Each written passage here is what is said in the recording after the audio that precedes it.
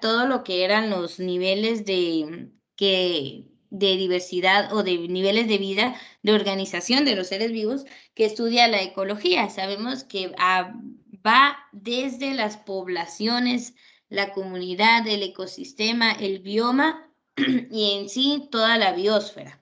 Entonces, hoy nos vamos a centrar en la parte de la comunidad ecológica, que tiene varias formas en que la podemos nombrar. Quizás una menos conocida, que es la biocenosis. Entonces, este nombre, por favor, es nuevo. Con este podemos nombrar a una comunidad ecológica, ¿verdad? Entonces, la comunidad ecológica o biocenosis o comunidad biótica, recordemos que bióticos pues son solo los seres vivos, entonces estamos hablando solo de las poblaciones de diferentes tipos de seres vivos, ¿verdad? Por ejemplo, aquí usted está observando una imagen del océano. Allí hay varias poblaciones de diferentes especies de peces y de corales. Los corales, pues que también son animales, aunque parezcan más plantas. Sí, son animales, no los vaya a clasificar en el reino animal, sino son en el reino vegetal, pero son del reino animal. Entonces, los corales, los peces de diferentes especies son poblaciones que conviven en un mismo lugar. A eso se le conoce como comunidad ecológica, biocenosis o comunidad biótica. Bueno, y también comunidad ecológica. Entonces tenemos 4 formas para nombrarlos. El término que vamos a empezar a utilizar ahora es biocenosis. Es una comunidad ecológica, una comunidad biológica, una comunidad biótica. O sea, todos los seres vivos, el conjunto de seres vivos que habitan en un mismo lugar. Eso es una biocenosis. Los seres vivos que interactúan en un mismo punto, en una misma zona, pues ahí hay diferentes poblaciones, diferentes especies, pero que habitan un mismo lugar. Eso es una biocenosis. Entonces, si se recuerdan, esa definición ya la habíamos trabajado antes. Bueno, ahora pues conocemos los otros nombres que adquiere. Ustedes me dicen si están tomando nota o podemos cambiar de diapositiva. Puede cambiar, sí. Muy bien. Esta presentación ya actualizada la voy a subir esta semana a los equipos de Teams para que las puedan acceder a ella. Solo permítanme que tengo aquí un gatito haciendo travesuras. Ay, Dios.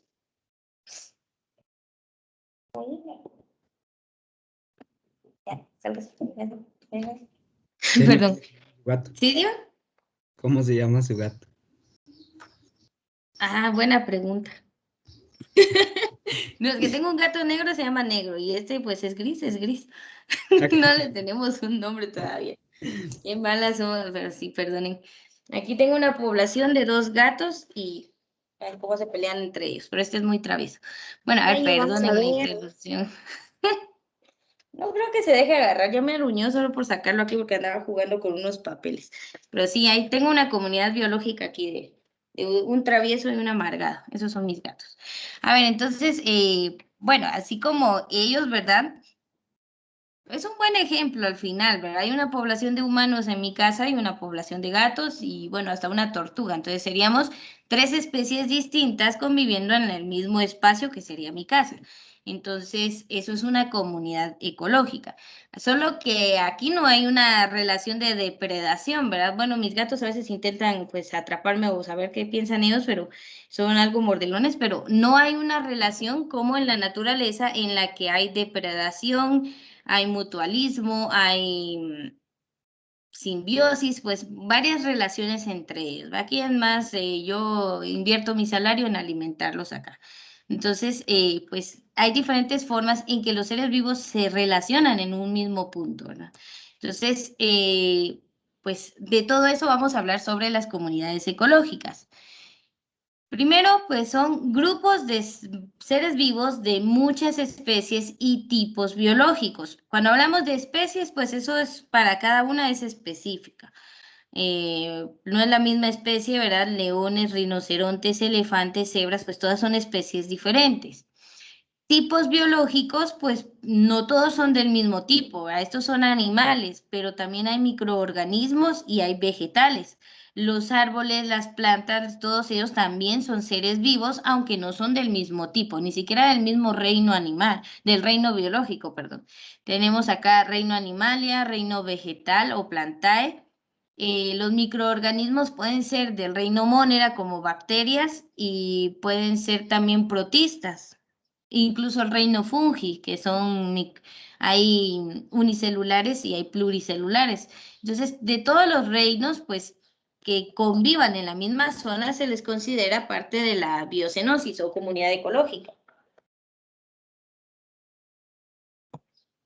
Bueno, luego también acá vamos a hablar de que cada comunidad ecológica es una estructura que no se puede estudiar, bueno, se puede estudiar de forma individual, ¿verdad? ¿Cómo viven los leones en ese hábitat? ¿Cómo viven los elefantes, las jirafas? Pero cuando hablamos de comunidad ecológica, se entiende en conjunto, no como una suma de seres individuales, sino que es una visión en conjunto, una visión holística.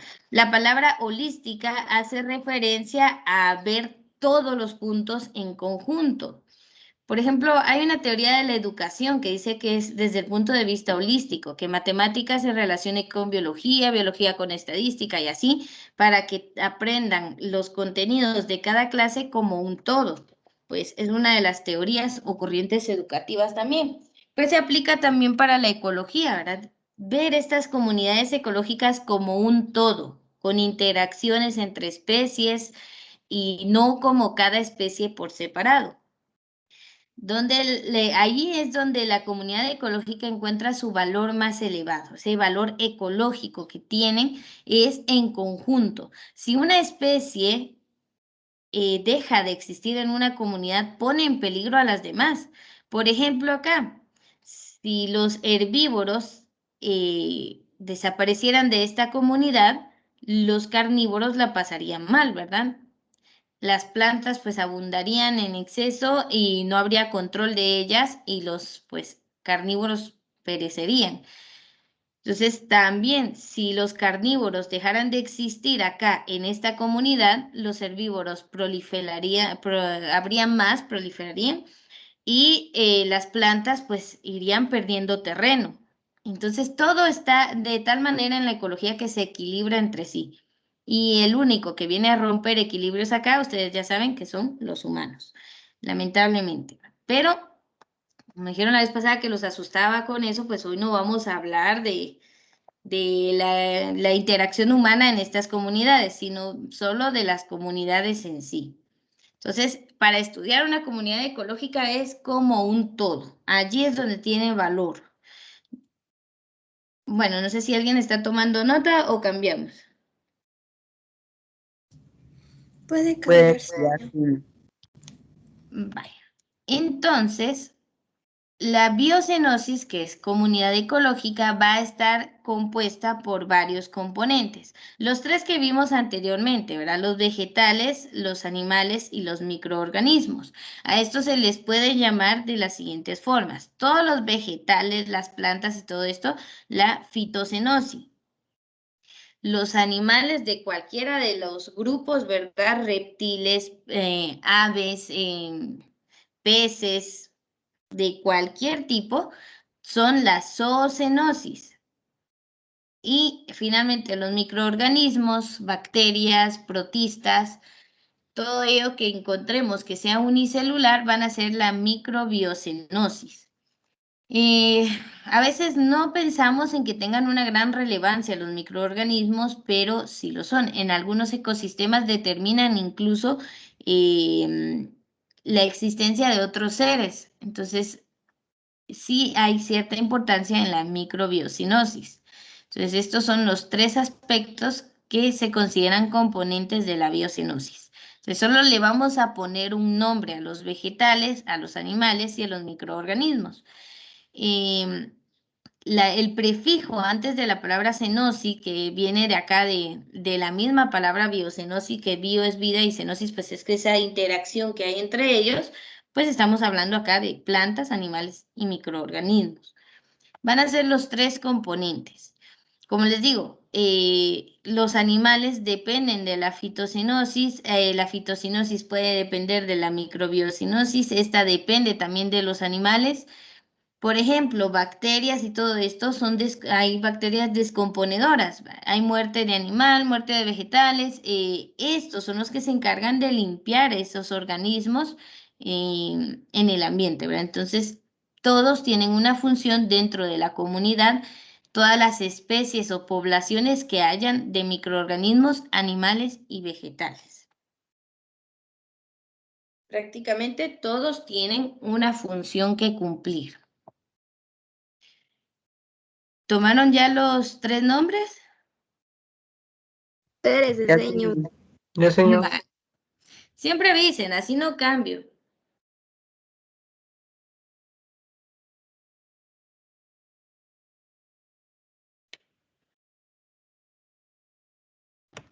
Ya, señor.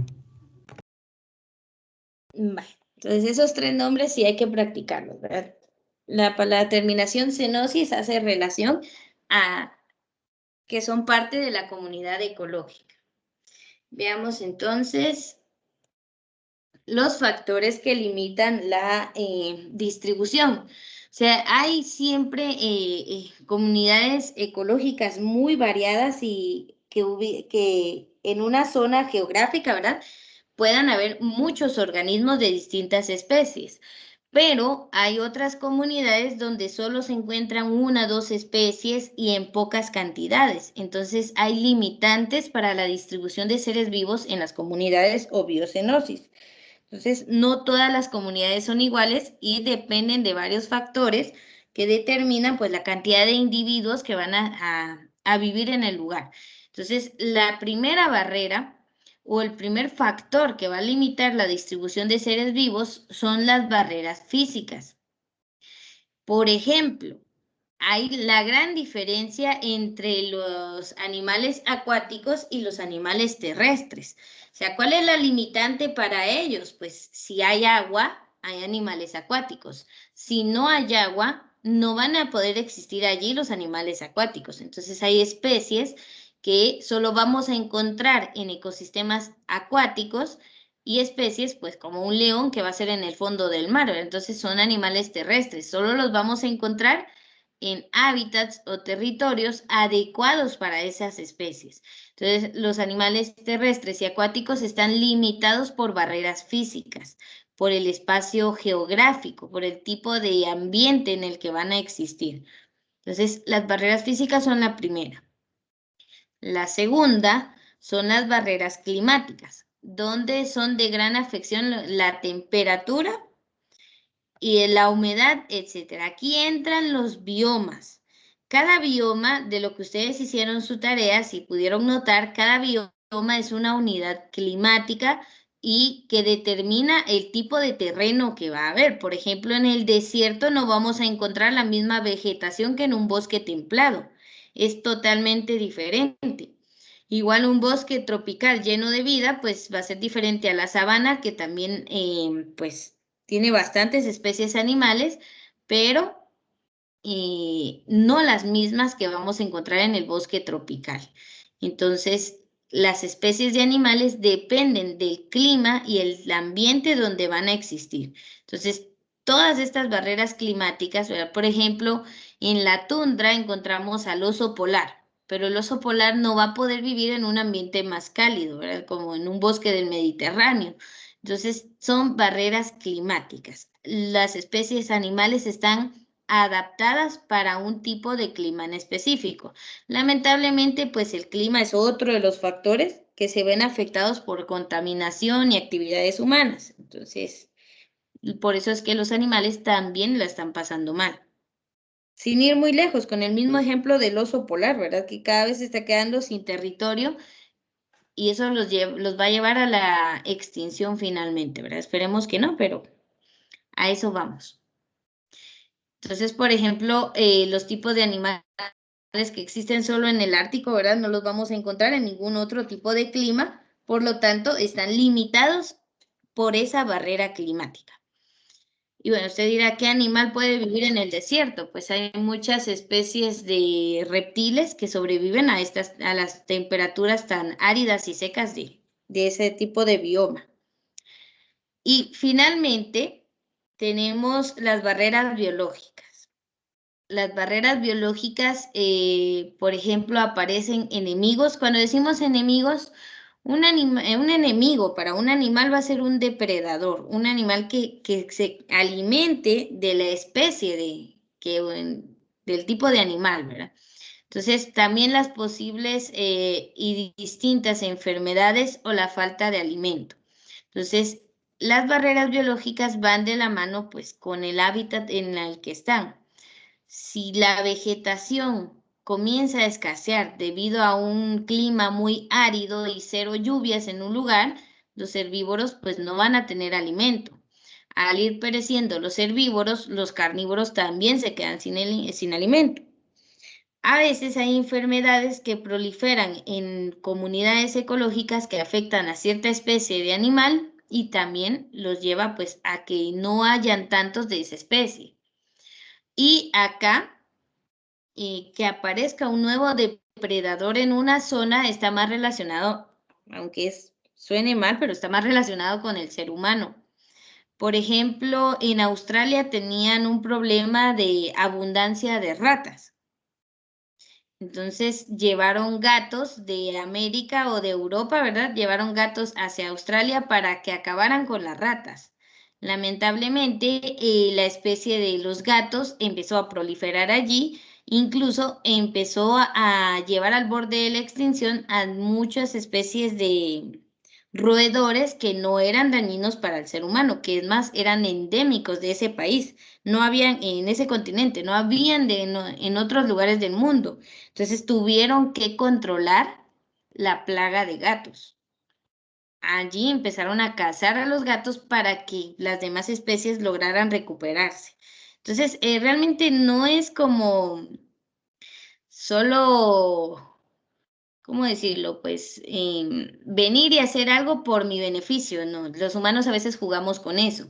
También, si usted busca a lo largo de la historia, hay una historia china de un emperador que estaba harto de los insectos en las cosechas.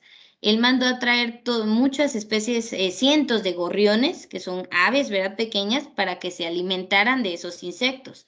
Lamentablemente, el exceso de gorriones acabó incluso con los insectos que ayudaban a polinizar las plantas. Entonces dejaron de haber flores, cosechas y China pasó por una hambruna terrible.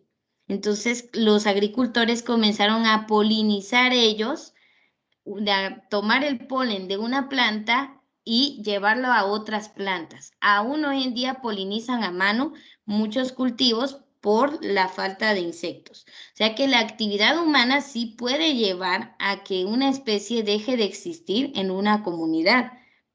O sea, realmente el ser humano es el que hace y deshace en el mundo, pero todas estas barreras limitan la distribución de especies en todo el mundo, ¿verdad? Por eso es que hay animales que no existen en nuestro país porque el clima no lo permite.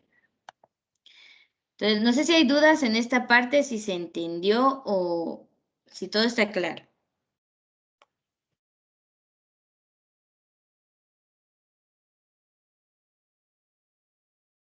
Sí, está claro, Miss.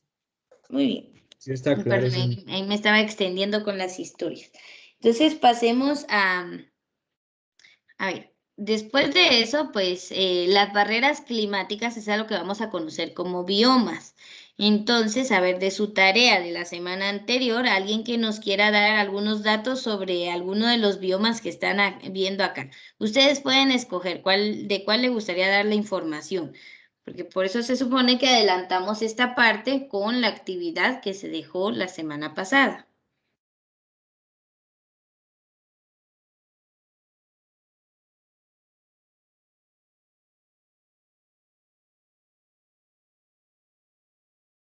A ver, si no escogemos acá, tenemos a 30 personas en la videoconferencia, 32, hoy sí están todos.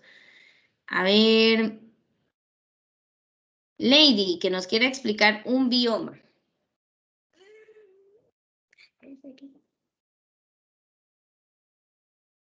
¿Estará Lady conectada?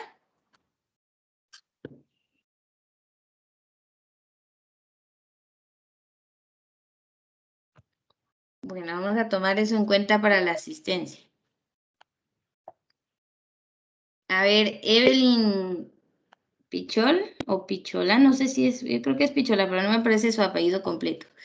Evelyn, ¿estará conectada? ¿Puede activar el micrófono?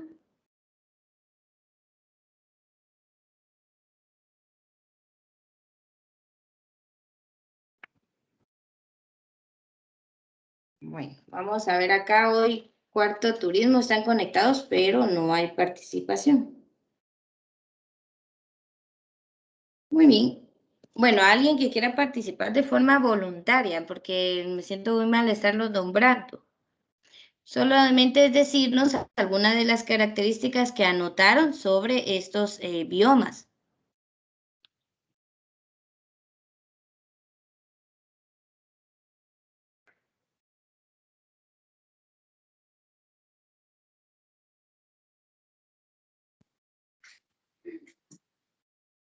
Puede ser de cualquier bioma, Miss. Sí, de cualquiera, incluso si no está acá y ustedes lo tienen en sus notas, pues podrían utilizarlo. Señor, iba a decir la bioma de tundra. A ver, explícanos lo que tengas ahí sobre la tundra. La tundra se describe como la región biogeográfica polar cuya vegetación es bajo decrecimientos más allá del límite del norte de la zona arboreal. Más que todo explica que es una zona con nieve y con pocos árboles. Muy bien, ahí entonces, si habláramos de distribución de la fitocinesis, a ver, para que se recuerden, fitocinosis, perdón, vegetales, fitocinosis. Si habláramos de tundra, ¿cómo sería la distribución de plantas en ese lugar? ¿Abundante, regular o escasa? Casa, Yo señor. calculo que sería Calma, Miss. regular, sí. Muy Escasa. bien, más escasa que regular. Realmente acá es difícil ver, pues sí hay bosques boreales, ¿se recuerdan? Pero es escasa, ¿verdad? Como aquí prolifera más hielo y un terreno cubierto de nieve, entonces el ambiente no permite la proliferación de la fitocinosis. Ahora, bueno, no sé si alguien nos quiere explicar otro bioma distinto para que veamos la distribución de seres vivos en ese tipo de bioma. Bioma templado, Miss, que se mantiene húmedo. Ajá. Se me olvidó qué es lo que le iba a decir. No te preocupes. Muy bien, hay cierta humedad, ¿verdad? Pero no tanto como en un bosque tropical donde los centímetros de lluvia pues son mucho más abundantes. A ver, entonces, miren, bosque templado, este abunda en Guatemala. Tenemos bosques de coníferas, bosques de pinos, toda el área de Chimaltenango, tenemos bosque templado. eh, bueno, y otras regiones como Cobán, que ahí siempre hay más lluvia que acá. Entonces, en este tipo de bosque, si hablamos de fitocinosis, tenemos una abundancia de plantas pues mucho mayor que en la tundra. Pero en cuanto a especies animales, la zoocinosis, acá no vamos a encontrar tanta diversidad como en un bosque tropical o en un océano, ¿verdad? Vamos a encontrar pues diferentes especies que van desde osos, ardillas y otras especies, venados y todo esto, de mamíferos más que todo, pero cada bioma va a tener diferentes, como su clima es distinto, diferente nivel de vegetación y según la vegetación, pues diferente nivel de especies. Entonces, algunos tienen una distribución mayor, más, ¿cómo decirlo?, llenos de vida, de seres vivos, y otros, pues, que tienen menos, ¿verdad? Como el desierto, que ahí vamos a encontrar un clima, es un calor seco con baja cantidad de lluvia al año, pero aún así, aquí encontramos también plantas adaptadas para ese tipo de clima y también animales para este tipo de clima. Entonces, todos los biomas se caracterizan por un clima específico que determinan la fitocinosis, o sea, la cantidad de plantas, y eso determina también la cantidad de animales que van a existir allí. Entonces, al final son barreras que permiten la existencia solo de ciertas especies según su clima y pues terreno. Por favor, ese cuadro de los 12 biomas que trabajaron la semana pasada también entra en la evaluación, entonces por favor repasen. Para eso era este momento, pero ya no los obligo más a participar. A ver, hablemos de las fluctuaciones, o sea, los cambios que van a haber en la cantidad de individuos de cada especie, de cada población en una biocenosis, o sea, en una comunidad ecológica. Entonces van a haber 3 factores que van a hacer que fluctúe, que aumente o disminuya la cantidad de seres vivos de una región determinada. Entonces tenemos, por ejemplo, número 1, los cambios ambientales. Una sequía, un exceso de lluvia, no sé por qué aquí escribí ayuda.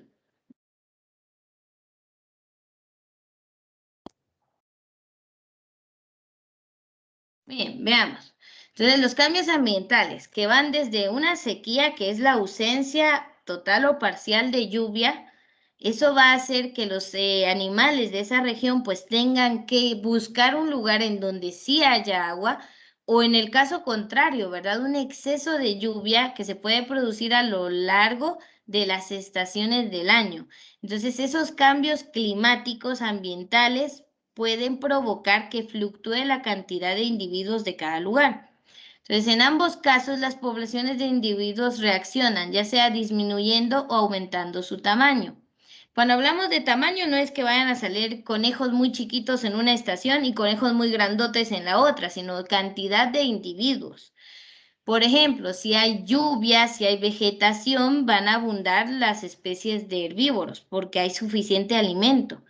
Pero en una estación de sequía, como mueren muchos debido a ella, la población disminuye. Entonces, los cambios climáticos sí ocasionan cambios en la cantidad de individuos de cada población. Y este es un problema bastante serio si vamos a lo de esto de las extinciones de las especies. Muchas se están extinguiendo porque el cambio climático sobrepasa sus capacidades de adaptación. Otro de los cambios o de las razones para que fluctúe la cantidad de individuos son las migraciones. A ver, ¿alguien sabe qué es migrar? Ir a otro lugar. Muy bien, es como ir a otro lugar, ¿verdad? Incluso eso pasa en poblaciones humanas. Si hablamos de Latinoamérica, ¿cuántas personas, por ejemplo, sin ir muy lejos, aquí en Guatemala, cuántas personas al año dejan su lugar de donde viven, dejan a su familia y tratan de emigrar hacia otro país? Entonces, ¿cuántas personas también perecen en ese recorrido, verdad? Son situaciones que se dan debido a las condiciones de vida que no son totalmente, pues, no son más, no alcanzan para todos, ¿verdad? Entonces, muchos optan por irse. Bueno, no solo pasa en los humanos, también en las especies animales. Son desplazamientos de individuos debido a una modificación del hábitat, como una sequía, ¿verdad? Hay que buscarse para buscar agua, hay que moverse, perdón, para buscar agua. Entonces, las especies se van, buscan mejores pastos para alimentos, si son herbívoros, fuentes de agua, si son carnívoros y la región en la que están no hay vegetación, por lo tanto los herbívoros se van, los carnívoros también se tienen que ir, si no, se quedan sin alimento. Entonces regresamos a los problemas, ¿verdad? Que vimos al inicio, sería acá se vuelve una barrera biológica. No hay alimento, entonces las especies van pereciendo. Entonces hay que buscar esas condiciones de vida. Entonces muchas especies lo hacen. A ver, hay migraciones que cada año se dan y que son normales. Por ejemplo, no sé si alguno ha visto un documental del Serengeti o de la sabana africana.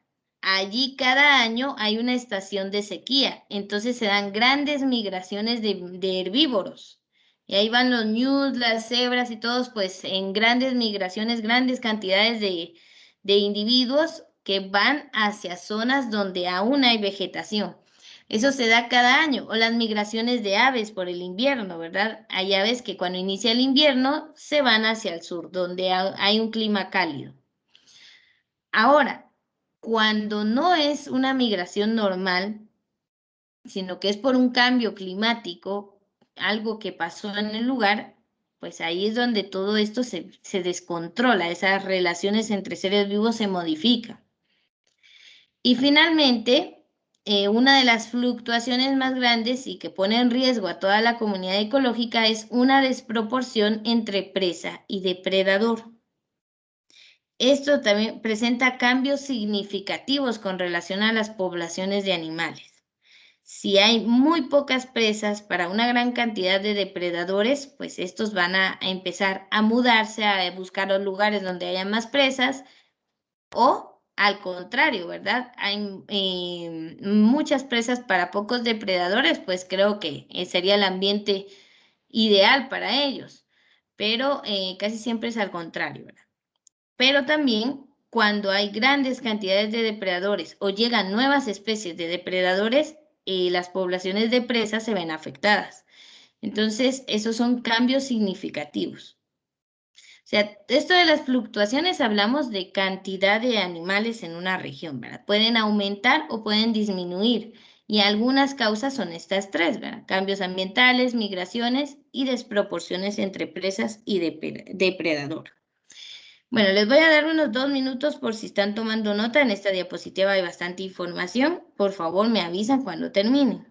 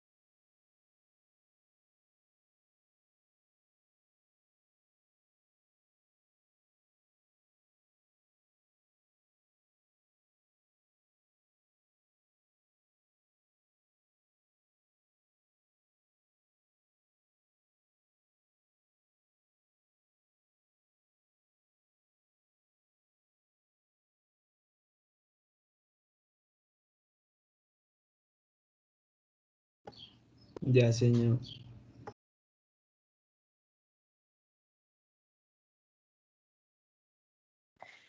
Muy bien, entonces, pues ya solo nos queda poquita información.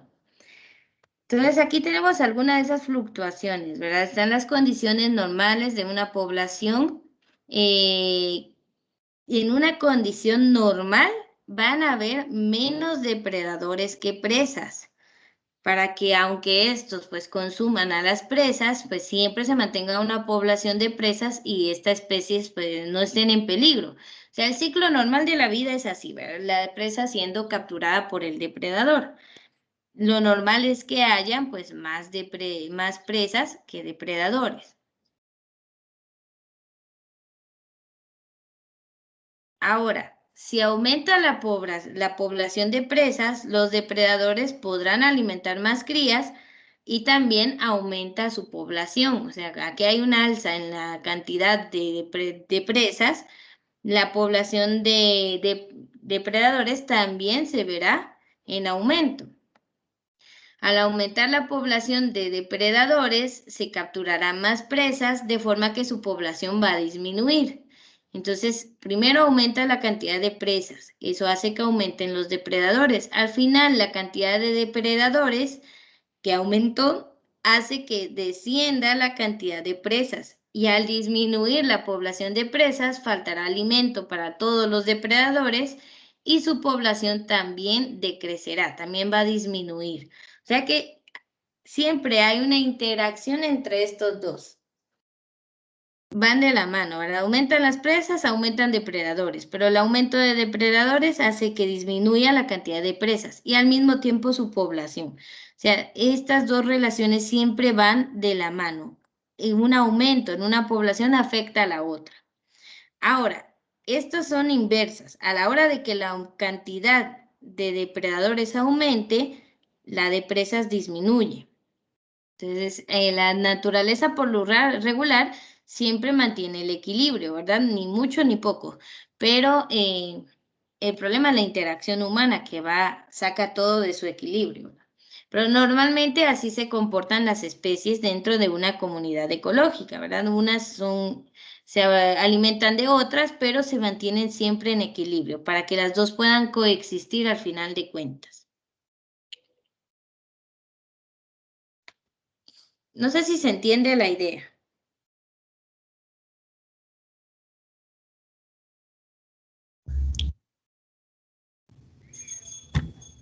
Sí, Carlos.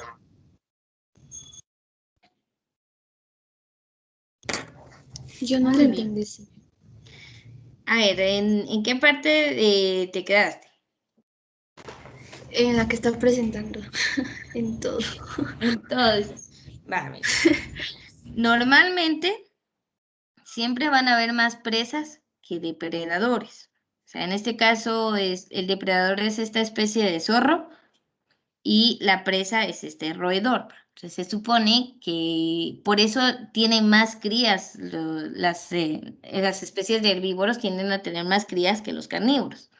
Entonces imagínate, hay 10.000 ratas para 1.000 zorros. O sea, está mayor la cantidad de presas. Eso es lo normal.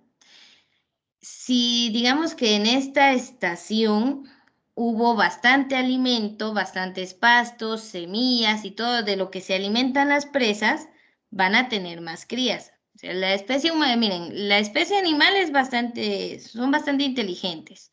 Si no hay alimento, si no están las condiciones para que sus crías sobrevivan, no tienen tantas crías. En cambio, vemos a familias humanas que están en pobreza extrema, no tienen acceso a un trabajo, no tienen ni siquiera para alimentarse, pero tienen hasta 10, 15 hijos. Ahí hay algo que hemos ido olvidando, que es el instinto de supervivencia, ¿verdad? Es lamentable, sí, pero por eso los animales, si ven cómo están sus condiciones ambientales, ¿verdad? Por ejemplo, hay suficiente alimento, el clima es adecuado, las especies de presas aumenta su población. Al haber ya no 10.000 ratones, sino 1.000.000 de ratones, hay mucha comida para los depredadores. Entonces, ellos también pueden criar a más descendencia. Entonces, su población también aumenta. Pero al aumentar la población de depredadores, pues obviamente se van a comer a más presas. Entonces, finalmente, la cantidad de presas va a disminuir también. Y cuando disminuye otra vez la cantidad de presas, no hay suficiente comida para todos los carnívoros. Empiezan a fallecer, empiezan a tener menos crías, disminuye su población también y llegan al inicio, otra vez a mantenerse en equilibrio. O sea, estas son fluctuaciones. Las poblaciones no son constantes porque todos los días nacen y mueren especímenes, o sea, individuos. Pero estas fluctuaciones se controlan de forma natural, a menos que llegue un humano a cambiar esto, ¿verdad? Pero por lo regular así se manejan las poblaciones, entre presas y depredadores. No sé si ahora sí se entendió un poquito mejor. Sí, señora, sí, ya se entendió mejor. Gracias. Ah, bien, excelente. Entonces, bueno, esos son los cambios que pueden haber. Entonces, las diferentes relaciones entre los seres vivos dentro de una comunidad ecológica, pues, están determinadas, pues, por el tipo de ser vivos y que puedan cumplir con sus necesidades vitales. Entonces, los seres vivos que integran las comunidades biológicas tienen necesidades vitales, tienen que alimentarse, Si son herbívoros, pues se comen a las plantas, pero si son carnívoros, tienen que cazar herbívoros para alimentarse. Ahí ya se forma una relación entre esas dos especies. Tienen que crecer y reproducirse. Obviamente esta última parte, la reproducción, solo se da entre individuos de la misma especie. Leones con leones, lagartos con lagartos, pues, de la misma especie, ¿verdad? No interespecie. Para satisfacerlas, deben disponer de agua, aire, luz, alimento y un espacio o territorio. Este espacio o territorio lo comparten con otros seres vivos, por eso es una comunidad biológica. Allí, el alimento, pues depende de los otros seres vivos. Si soy herbívoro, necesito plantas. Si soy carnívoro, necesito herbívoros. Como esas necesidades son comunes a todos los individuos de la misma especie y también a los de especies diferentes, se establecen entre ellos relaciones que pueden ser de dos tipos. O sea, todas las especies de animales, de seres vivos, necesitan alimentarse, crecer y reproducirse. Así sean plantas. Bueno, ellas realizan la fotosíntesis, ¿verdad? Son autótrofas. Ellas solitas producen su propio alimento solo con luz solar, agua y dióxido de carbono y oxígeno del ambiente. Bueno, solo eso usan. Pero ellas se convierten en alimento de otros seres y estos en alimento de otros. Entonces, ahí se dan esas relaciones entre seres vivos. Los dos tipos de relaciones son intraespecíficas y las interespecíficas. Esos son los dos tipos de relaciones. La primera se producen entre los individuos de la misma especie. A ver, o sea que tienen las mismas necesidades. Pero pongámonos en el ejemplo de un territorio en la sabana y hay dos manadas de leones. Son de la misma especie, pero como tienen la misma necesidad, se alimentan del mismo tipo de herbívoro, se crea una competencia ahí entre ellos, por el territorio, por las mejores presas. Entonces sí hay relaciones intraespecíficas. Como cuando usted compite con otra persona por X o Y razón, eso es entre la misma especie, entre humanos, hay pues relaciones allí. Ahí también se dan pues a la hora de la reproducción entre seres de la misma especie. Ahora, las interespecíficas, esas son entre individuos de distintas especies. Aquí es donde se da la relación depredador-presa, porque la presa siempre va a ser de otra especie. Entonces, son dos tipos, interespecíficas, misma especie. Interespecíficas, dos especies diferentes.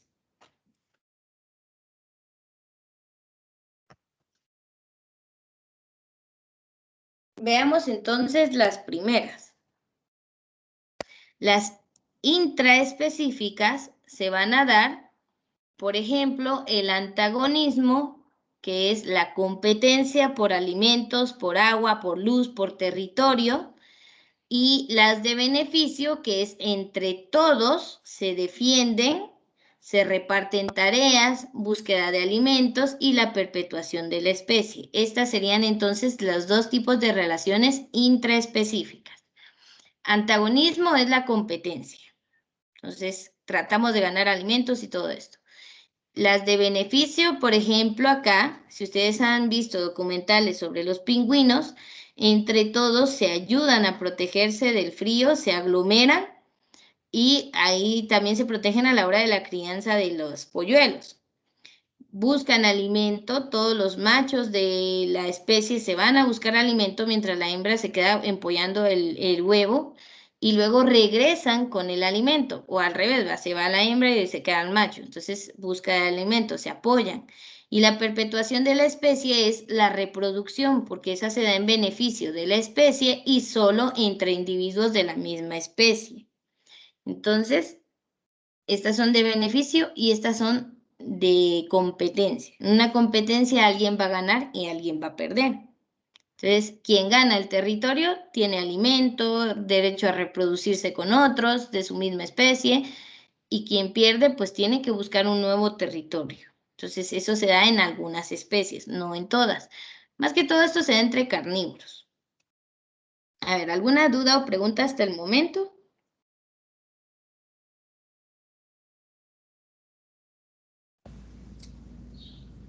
No, Miss. Señor, No ¿puede sé, repetir la diapositiva anterior, por favor? Vale.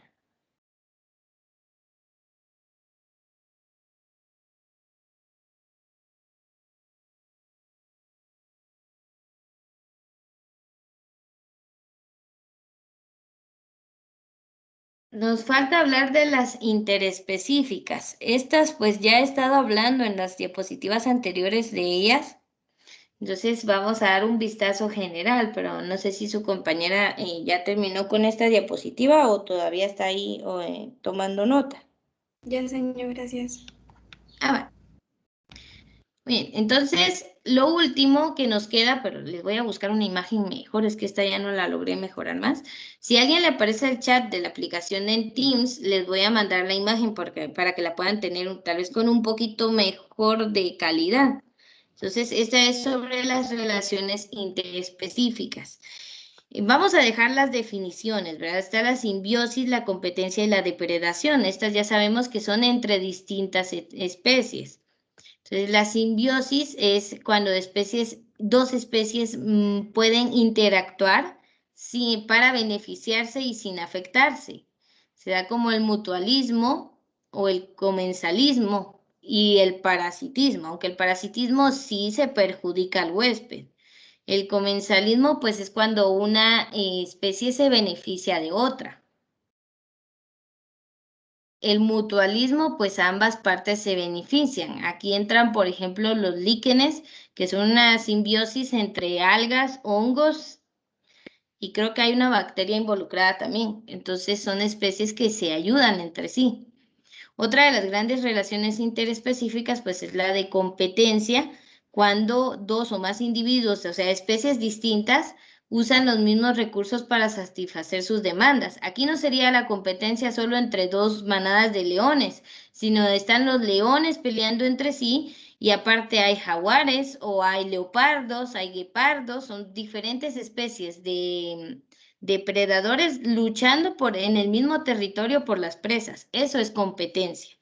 Y la depredación es específica entre una especie depredadora y la especie que es presa. Como acá, ¿verdad? Que hay un par de guepardos tras el pobre cervatillo, ¿verdad? Entonces, esto es depredación. Competencia se da, por ejemplo, entre varios carnívoros por las presas o entre varias especies de herbívoros por el pasto, ¿verdad? Por la cantidad de vegetación.